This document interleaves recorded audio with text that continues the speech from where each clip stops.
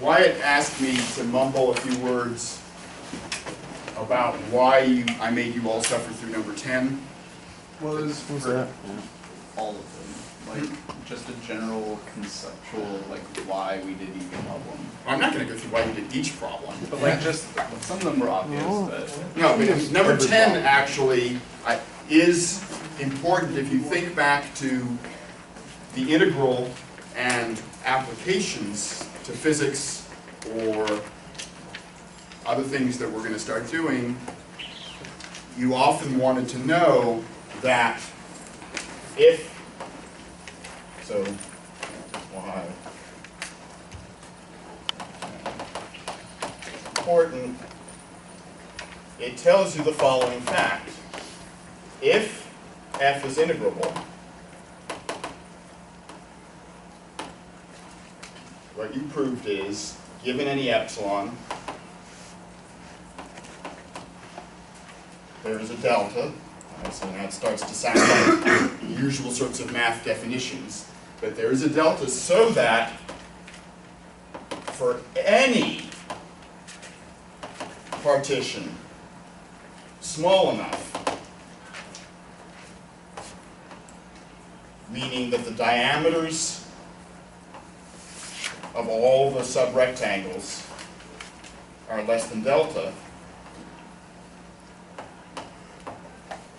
then you are guaranteed that upper sum minus lower sum. Oh, so this is useful for approximations. For approximations? Yeah, or for applications, yeah. So you're guaranteed that if you chop into small enough pieces, your upper sum and lower sum are close, which means any Riemann sum, which I have not yet talked about, but you guys all learned Riemann sums in your calculus classes. So remember, we're doing upper sums and lower sums where we do the sup and the inf. What's a Riemann sum? Add up. You pick any point you want in the rectangle. So you take any point C in the rectangle, and you take f at that point, times the area of the rectangle. That would be the Riemann sum for the partition where you pick whatever point C you want. So here C, theCij's are in the rectangle Ij. Any Riemann sum is going to be within epsilon of the actual integral. I remember it was like one-dimensional theorem now that like if you can find a partition, then you can find a regular partition. If it's that.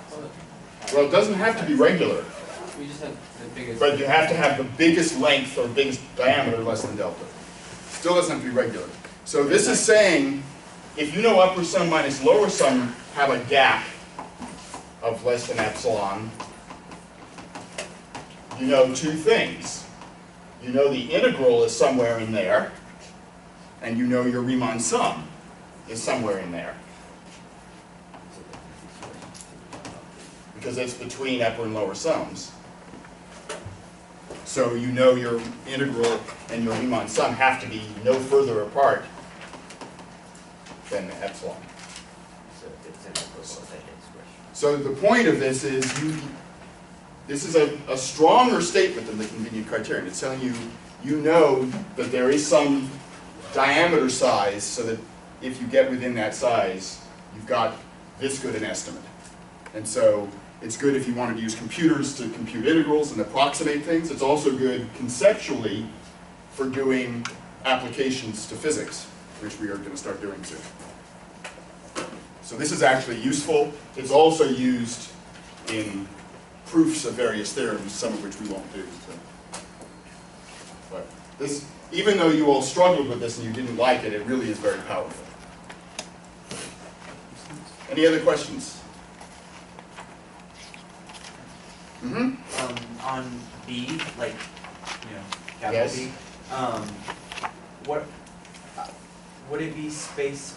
I guess you weren't didn't care about this, but what about like if the function just like curled infinitesimally? If it's a continuous function on a closed interval, so it has nice properties. Mm-hmm. So let's say written epsilon of a Say what? Within epsilon. oh Within. within. Okay. This was below. Okay, so what's left in terms of the theory stuff we've been doing is for me to prove Fubini's theorem, and then we're going to move on to a couple weeks of calculating and applications. Okay, so what did Fubini, so recall Fubini, what did it say? If the double interval makes sense, and each iterated interval makes sense, they're all equal. Okay. So, suppose f is integrable on a rectangle, and I'm going to, as usual, work with specifically x going between a and b and y going between c and d. And, as Cameron just said, you assume, say, that the integral from c to d fixing x of f of x, y, dy makes sense.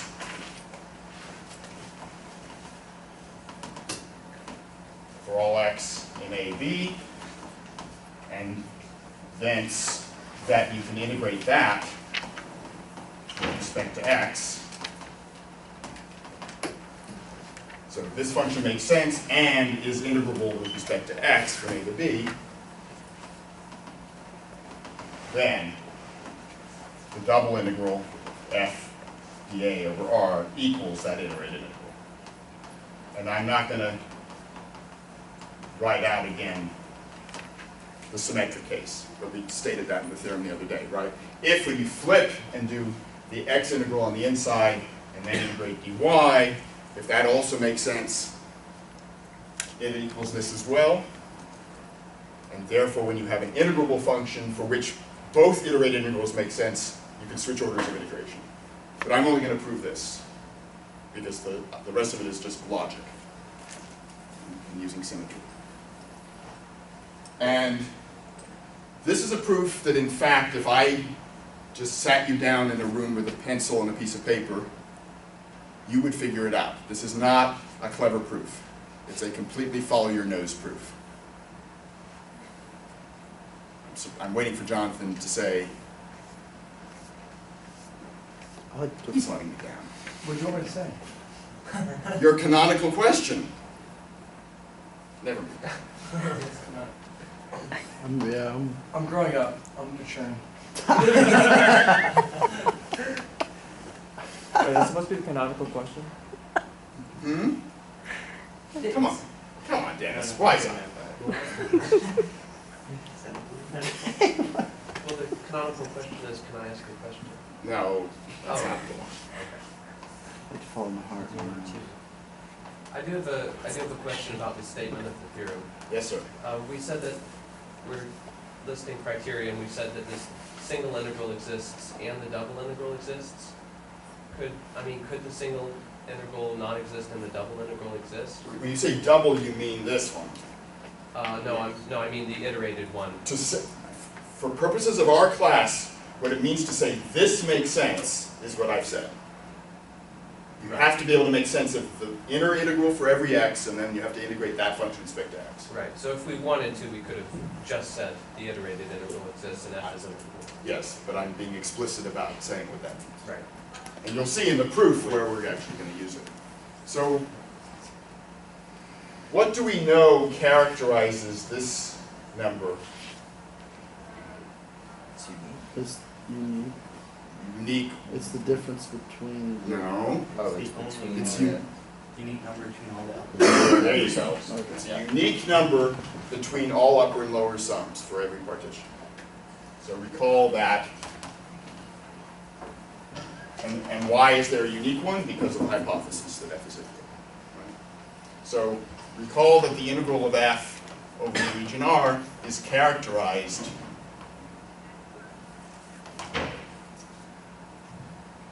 as plus or by? Bye. Just write both. That's That's fine. By being the unique number between LFP and UFP for all partitions P. All right, so what's our proof strategy? If you want to prove these two numbers are equal. Subtract them. Subtract them. Mm-mm. Think about what I just said. Sure, that the number is greater than all. So that Is also between. Yes. We're going to show that the right-hand side is between all lower and upper sums, and then we're done. Does everyone agree? Yeah, I would argue there's a slight amount of cleverness to that. No. Slight. Slight, all right. So we need only show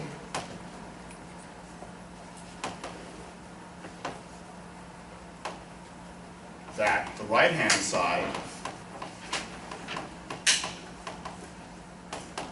has the same property.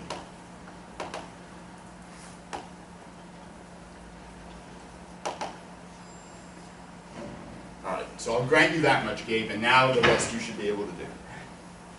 So I have to take a random partition, okay, take an arbitrary partition,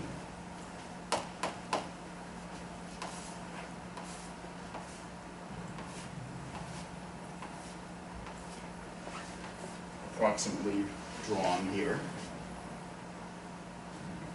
and I say to myself, what's true on the IJ rectangle? So we've divided it up into a bunch of rectangles. We have the ith interval here that goes from xi minus 1 to xi, and the jth rectangle here that goes from yj minus 1 to yj. So I got my ij rectangle here.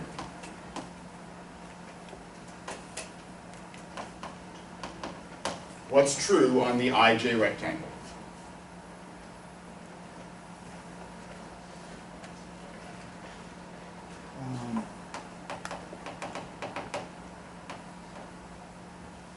What do we know about the values of the function at all points of that rectangle? Between the upper. Say the words right. You guys, Between the suprema. Yeah. remember when you say upper and lower, those refer to the sums over everything. And I hope the grader nails you if you were sloppy about that in your write-ups. I hope so. So this is between the inf on that rectangle and the sup on that rectangle for all y in the interval. Whoops. So if I wanted to integrate dy on that interval from yj minus 1 to yj, what would be true? It would be less than The it would be greater than little than ij. Times. volume. area Which of one No, no, no, no. I'm only anybody dy. Times y1. If you integrate this inequality from yj minus 1 to yj, it's xi, Mij xi minus 1, right. or what, yes. So it's at least the if times the change in y, and it's at most the sup times the change in y. And now we have to actually prove that really formally with like, in like 6a, I believe. I proved to you already that on any region, integration of inequalities is preserved. So I've proved it. But, yeah. Okay. Now, think about where we're headed. We're trying to get this. So how do I get that quantity from something like this? I'm obviously going to have to switch boards at this point. How do I get the integral from c to d of the function? Just take the Just sum add from them all j on equals J. 1 to j equals k or whatever. Right, so what I've done here, right, I'm fixing an x somewhere in that interval, and I've talked about this integral so far being between two things. And now what I want to do is add up all of those by taking j going from 1 to whatever. Forgotten what letter I used when we did this.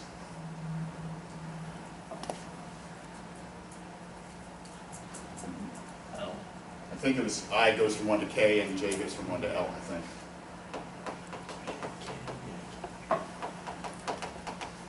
If it wasn't, it is now. So we're going to add up those pieces of integral by summing on j. So how did you get just f of y? Oops.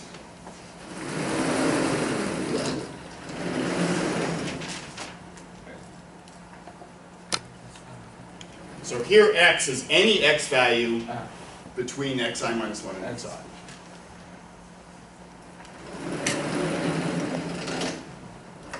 So I'm now going to sum it on j. So I should have started the whole thing on one board, but I have the sum, j goes from 1 to L, of the integrals in the middle is less than or equal to and greater than or equal to the respective sums. So Gabe, do you now believe you know how to do this? Go ahead and say kind of circle.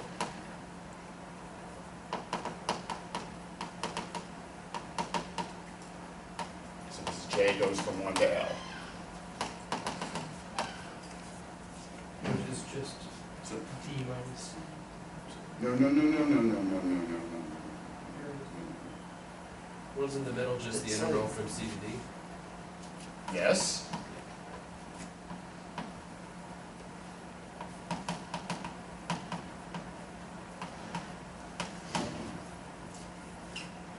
No, same thing, right?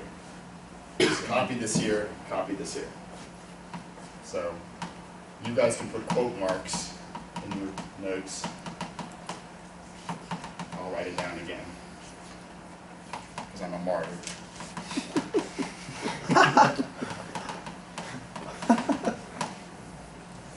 Now what? You have to do the same thing for the horizontal part. So this is just a giant bookkeeping exercise, right? This was true. This is true for any x. This holds for any x between xi minus 1 and xi. So therefore, what can I now do? If it's true for all x's in this interval, what can I do? From what to what? No. CV. X of I, J, It's only true for this. So I have to only integrate on that interval. Agreed? So I can now integrate from xi minus 1 to xi, this function, which is the inner integral that I have. And what do I write down on the right, and what do I write down on the left? So summation I equals 1. No, I don't have a summation on I yet. All I did here is I said, take this inequality which holds for x in that interval and integrate it on that interval. So integrate. What's the integral of this when x goes from here to here? Does this depend on x? This is a constant, right? So if I integrate it from x going from xi minus 1 to xi, what do I do to this number? Multiply it by? xi minus 1. Right.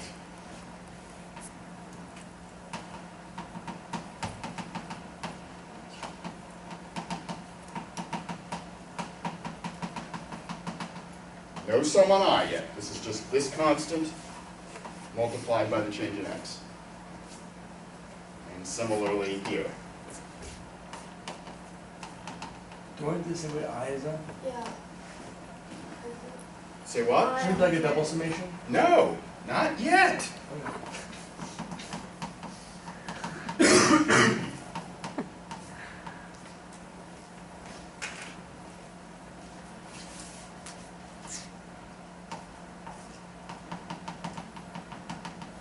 Okay, so I used that this inequality held precisely on that interval of x's to get this. But now this inequality holds for any I.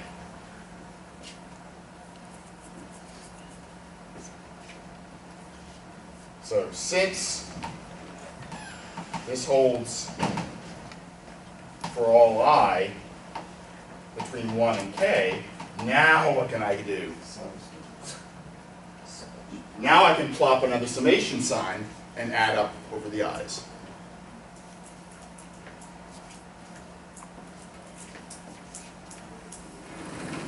You see that we're getting to the end? Do you see it? Mm-hmm. So now I have a double sum.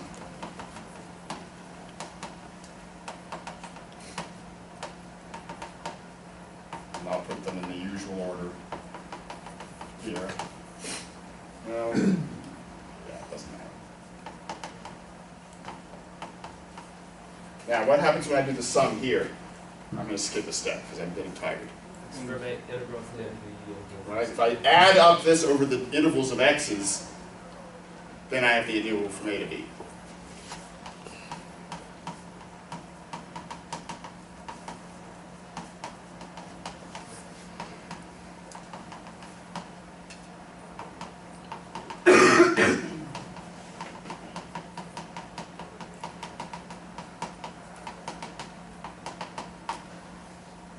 Are we done? Yeah. Do I need one more line? So what is this product? That's the area. Yeah. It's the area. It's the area of the IJ rectangle. Yeah. So that means this is the lower sum, Mhm. and this is the upper sum. You get to draw black boxes. Or white boxes.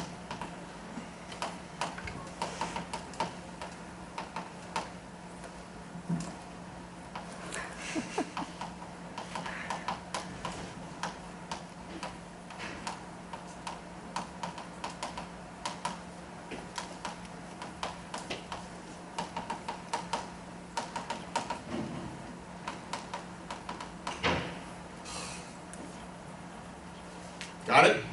Mhm. And now you invoke what Gabe says was sneaky and I say wasn't. Sneaky. Alright, so the iterated integral is between all upper and lower sums, and therefore by uniqueness of the integral, that must be correct. So we're allowed to just like switch the AB and the DC integrals? Alright, say again? Because down there it's, Did I screw up? wait, never mind, I'm looking at it wrong. I'm wrong, sorry. Okay. I didn't mean to switch anything. Oh, you did, I was looking at it wrong. Yeah. It's like a C. Well, okay. That was my bad. So by all means make typographical corrections now rather than having them confuse people later. Although we have everybody here today, so I don't have to worry about it. Okay, so that's the proof. And there's nothing clever in it. I mean, what makes it a much deeper theorem when you go on in mathematics, if you get to graduate level integration theory, what makes it a deeper theorem is that you can weaken hypotheses a lot. You don't need all this rigid existence of everything. And it actually holds for a more general notion of integral called the Big integrals, which have more powerful properties. So that there is more going on, but this is what we're going to use. You're like spitting in the face of Fubini's original dream. Yes, I mean, Fubini's name goes on the theorem with the Lebesgue integral, typically. He did not do this mundane case. Okay, I'm done. Any questions on this? So it just needs to be one iterated integral and the double integral, and those will be the same. When you say one iterated integral, you mean this whole thing? Yeah, Right, and that's the as opposed to statement. And then if you know the other iterated integral exists, then they all have to be equal. Right. But because that one has to be the double integral. Mm-hmm. Transitivity of equals. Dave. Like we talked about yesterday about possible cases where you could have both iterated exist and the double not. In that case, would the iterated do they have to equal each other? That's a great question. No. Oh, I see.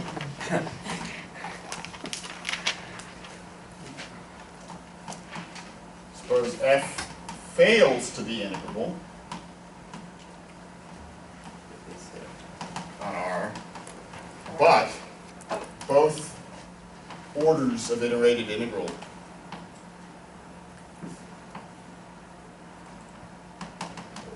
exist. Must they agree?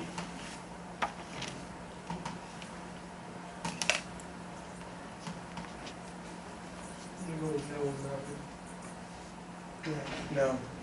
Doesn't seem like that you have to. So I invite you to find a counterexample.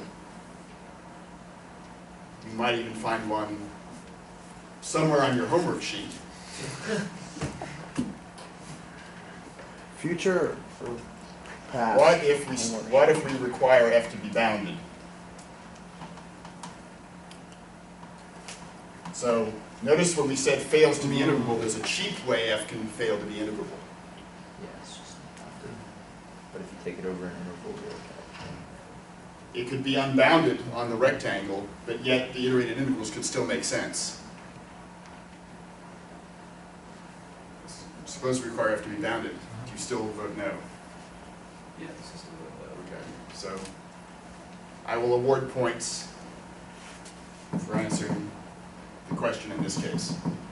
I won't award points for the general case because it's already one of the problems on the homework if you choose to do it.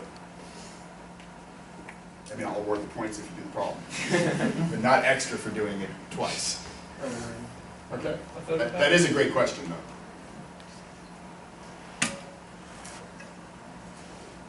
Okay, so I'm going to give you guys a review for a second of one of the main applications of integrals that I happen to think is very interesting. And those of you interested in probability and statistics, it's particularly interesting because it's a special case of something that is done a lot in those fields. Are you testing out lecture notes for this semester on this? No. And that'd be clever. So, I think we noticed we would just have on a statistics lecture. so if I asked you guys, what's the average temperature in Athens in a calendar year, how would you answer that question? I'd probably, That's exactly what that's like a market sizing question. What is the average temperature in Athens in a calendar year? Just- I would use. And I'm not asking you to tell me a number for an answer. I'm asking you to tell me conceptually what you would do to answer it.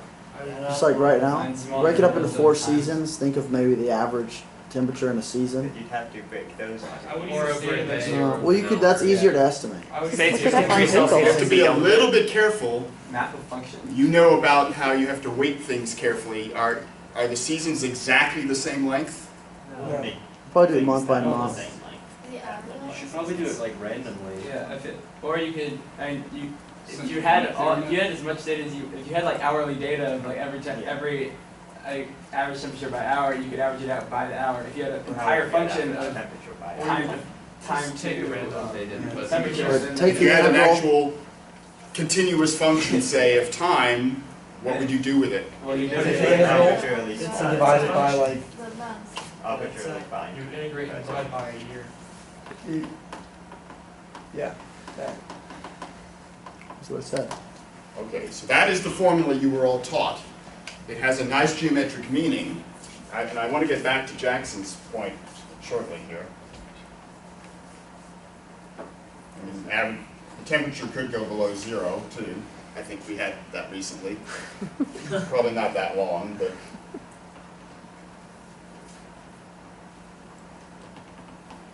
So you're saying that if I take the area under the curve, algebraic area under the curve, there is, by homework that you just did, some intermediate C at which the value tells you what the area under the curve, namely this area of this rectangle, is the area under the curve. And this height is called the average value. Why is that a reasonable definition? So you all learned this in your high school calculus or Calc 2 here. Maybe not. You should have. But, why is this a reasonable definition? And I want to get back to Jackson's point. So Jackson was saying you should sample random times. Is that right? Well, you can't really sample all time, You can't. and you can't really decide. Wait, that's So now we have a real statistics issue here. Yeah. Well, with There's, central limit, there's no when you way get to approximate- fairly decide what times.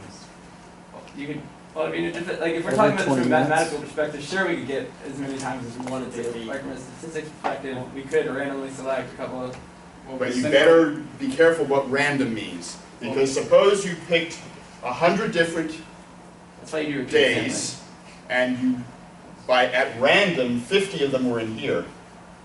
Would you get a fair notion of what the average was? Well, couldn't we use Well, then you central could- limit theorem to sampling. Yeah, there's a lot get of, closer to the mean? Output. Large You numbers. better have something about a normal distribution of your Yeah. data points. You better not just be, We when can you start- say random, it really means, we can start transforming and, you know. so this is not a probability course, and this is not a statistics course, thank goodness, because I don't know enough.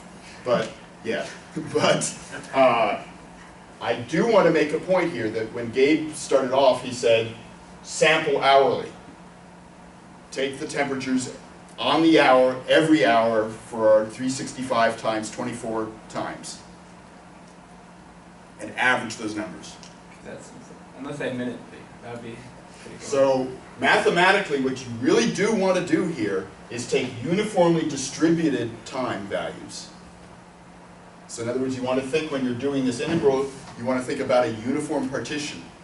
I could never remember something. And, well, or even a Riemann sum type thing. But, so what I'm going to claim is that if we take P sub n to be the uniform,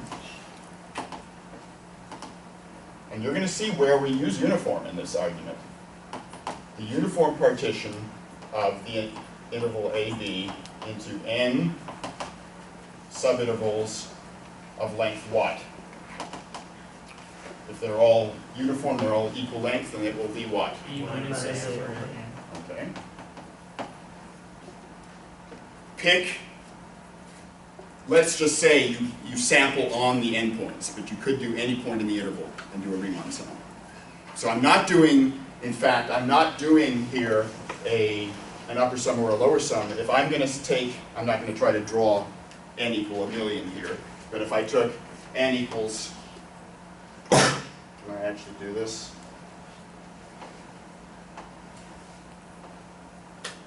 Yeah, pretend that's uniform. So are we in R ring or something? Notice that if I actually measure the temperature at these right-hand endpoints,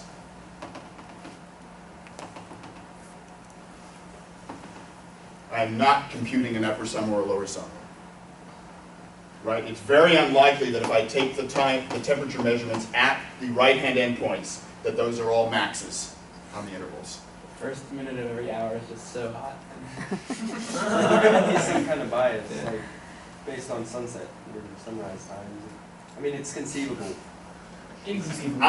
So I'm making the claim here that if I take f, so we let ti be the ith point in that,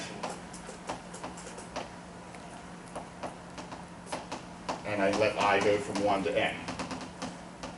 Agreed? So the 0th point is A, the first point is move 1 notch over, keep going until you get n points. I'm going to compute the average by taking the values of the function at those times. So I'm not, you could average randomly at some point in each interval, and then number 10 will say if n's big enough, you win, right? You're close. So this is again an application. So how do we average these n data points? Because they're all equal. Divide by the number of data points. I divide by the number of data points. Can we get like fraction of Theorem? Okay, so I'm not done yet, but you're right. So this is obviously not exactly right, and you would need to know something about how small delta has to be to get within epsilon, so you need to know something about the function if you're going to try to get an exact estimate. I'm just trying to set you up for why you see this integral. This doesn't look like an integral to me, I'm sorry. It just doesn't. How do I make this look like an integral? An integral. Take the limit as n and gets bigger. It still doesn't look like an integral. You gotta I'm supposed to have value of function times change in t. I'm supposed to have ti minus 1s in there, right? Don't you have a function with ti in it? You're on a function with a little. Oh, so take like the differences between? No. Now it looks like a Riemann sum. Right? F at some point in the interval times the change times the length of the interval. But these aren't equal. But what did we say about our way we partitioned? Uniform. So these are all say red. So what do I have to do to turn this into this? I have the 1 over n. Divide by 1 over b b. minus a. 1 b minus a. Right, there's the over n. And now I've canceled out the numerators. Well, there's your 1 over b minus a. And as n gets bigger and bigger, if the function's integrable, we've proved by number 10 that this approaches what? Yeah. So by number 10, the limit as n goes to infinity of this Riemann sum is the integral. So the average value is in fact 1 over b minus a. If you define average to be the limit of uniformly sampled averages. And you see that we use that here to turn this into the Riemann sum approximating the integral. We needed uniform partition. Okay? So everybody knows what average value is now. And by extrapolation, you can do this in any dimension. I'm not going to go through doing it, but you could do this on a rectangle, just like we did it on an interval. You could uniformly partition the rectangle. That's, we're talking about something, again, looking like number 10. So there is an issue here. If you take a rectangle that's pi by e, how do you uniformly partition it? Pi e over it's not easy. So Yiming was working on one of the problems where I raised this issue. If you actually want to uniformly partition a rectangle, Make a bigger rectangle. you actually have to have the ratio of the sides of the rectangle be rational. Couldn't you just put another rectangle in there and have this and have the outside be 0? Well, okay.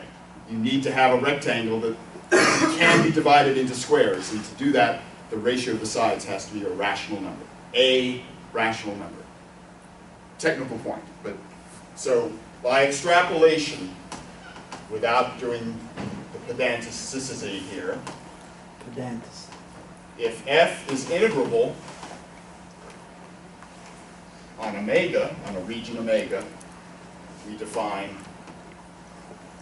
the average value of f on omega, which I will write f bar, because that's sort of the standard physics/statistics notation, isn't it? Gabe, yes? Do they use bar for average? Instead. For mean, right? Instead, yeah. So I'm not going to write sub omega here. We're going to understand that we're working on omega. So the average value, by definition, is going to be 1 over the volume of omega times the integral of f over the region. So that, I'm claiming, is the natural generalization of this. Fair enough? All right, so question. Here's a square. Say it's the unit square. And I ask you the following question. What is the average distance from one corner of the square to the points inside the square? Say that again? Let's let R be the unit square. What is the average distance The diagonal, maybe. from a corner, one corner, to points in the square, inside the square? That's the diagonal. Yeah. And you make f be the distance function. Yeah, you make f to be the, so, Then exactly right. Patrick, you want f, if I put this to be the origin, then you're just taking a random point in there, and you're saying, what's the distance from the origin? And I want to integrate that. You could even imagine some sort of strange dartboard, where the points you get are linear in the distance from the corner. It's not the usual sort of dartboard, but if this were a bigger square, you could imagine that all these things here had point value 1, and all these things had point value 3. I mean, I'm approximating, right? And you could ask, if you were a statistician or a probabilist, you could ask, what's the expected score you get in the dart game? If you throw a single dart, what's the score on average that you'll get? So that would be answering this question. Assuming you have no skill and you're just throwing it randomly. No, it's assuming you're throwing it randomly, but that it lands in the square. So you have to have skill, because if I did it, it would land in the next room. Okay, so presumably you think this might be an interesting question. So how are you going to answer it? Challenge question. Integrated integral. Yeah. So the answer is 1 over the area of the square, 1, times the integral over the square of this function. That's just so nasty, and there's easier ways to do it. How are there easier ways to do it, sir? Well, draw the diagonal. Yeah. And there's equal. Wrong. Absolute wrong. Let me ask you a question. Well, I finished because it's not like this. It's a curve. It's like taking a compass and drawing each band of the compass and it's 1. You just have to find out the arc of that and integrate that. You're telling me what you're saying is easier? Yes. And you can prove that it's correct? Sure, no time. Question. Unit circle, unit disk, radius 1. What's the average distance of points in that from the origin? 0. Somewhere between 1 and 0. Well, maybe. I'd say the unique 1/2, point 2/3, between because 1 there's and more points on the outside. Yeah. So you fell in my trap. You were supposed to say 1/2 and it's wrong. Why is it wrong? Because more the on points- outside There's than greater area further away, so the numbers are not weighted symmetrically about the mean of the radius. You have to be very careful with these kinds of problems. And I still don't know, Cameron, what you're really intending to do here. So do you want to find then the smaller circle within it with area of pi over 2, and then kind of ask the same question? Say again, Lama? So if you like one area on the outside is smaller than the area on the inside, and the area of that whole thing is pi, so would you want to find Oh, you're trying to do it. yeah, the circle with the area of pi over 2, kind of work backwards? Yeah. If you find the inner circle with pi over 2, the outside must be pi over 2. Yeah. Would then, that, I mean, I still... Yeah. Wouldn't that regress the problem of finding the average value on the inner circle, which you don't know. So you're saying split the area in half and use that radius, and that's the answer? No, maybe, I don't know, because that was just kind of like what you thought we would say. That's what I was thinking too. So, okay, so you're saying let R bar, let R have the property that the area is 1/2 of the total area? Is that what you're saying? Yeah, I guess, yeah. So that would mean that R were 1 over the square root of 2? Yep. And you're saying that's the answer? No, Wrong. no, I'm not. Then couldn't you then? Because then say, you have to do now it in you a small want to circle, know like the you average said. distance for that circle, and then just No. keep doing it until you get smaller circles. Don't think so. I mean, Can we just do like a fourth of the circle? You know, like one quadrant, and then see what happens? Oh yeah, that's fine. That doesn't make the problem any simpler. Sure, you can by symmetry take any portion of the disk that is a fraction centered at the origin. I mean, corner at the origin. So a sector, you'll get the same answer. That did make the Would- why problem wouldn't the easier. area? Would we want to put it on like a square? I don't know. Yeah, why does the Like area- put it on I this, mean, like we did other shapes? Is this supposed to be leading towards polar? Yeah. So, all right. So the punchline here is, I don't know a shortcut, and if Cameron tries to do this problem his way, I bet you he'll get a different answer if he can even do it from the correct answer. Ready, set, go. So I'm not sure exactly what you intend to do, but go off and do it and tell me your answer. In like the next We're gonna 3 figure weeks, this out and Friday. end up doing it. Like, turns into like 3 points extra. So what you're supposed to do is start setting up the iterated integral, and in fact, I have actually taught a multivariable calculus one time at Berkeley, in fact, where we spent half an hour and did this integral. How many of you can do it? I mean, it looks like a trick. It looks like a trig thing. You want to do this integral dy, so you substitute y equals, no, no, of course it can't. x squared plus blah squared is simpler. You want tangent. X tangent u. And then you get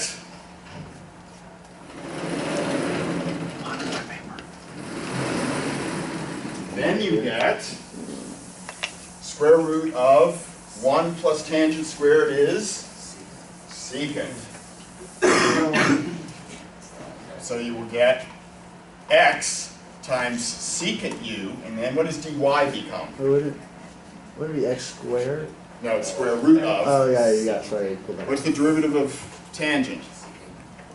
Secant squared. Secant squared. So you're going to get, this is the square root of x squared plus y squared, then you're going to get x secant squared u du. U goes from, oh boy, Did we ever define u? we did by saying y equals x tangent u. U equals y over x tangent. So if y goes to 1, if y goes from 0 to 1, so 0, u is 0. 1 is pi over 4. No, is it? Is it? X tangent u is 1. So what's the upper limit? 1 over x. It's arctan of 1 over x. This is a good exercise. But anyway, you have now encountered one of my always, and will remember this, one of my favorite calculus integrals is the secant cubed integral. So between now and Friday, you will all go home and figure out, or look up how you do the integral secant cubed. Where's the x? There's some x's too. That's log of the average. And is this just, Size. This is just the inner integral. And then we have to evaluate these limits, and then we have to do the x integral. So anyway, short answer. What's the Maybe answer? there's a better way to do this problem. I want to see what Cameron does, but I will come back to this Friday and you will learn the right way to do the It's problem. the answer.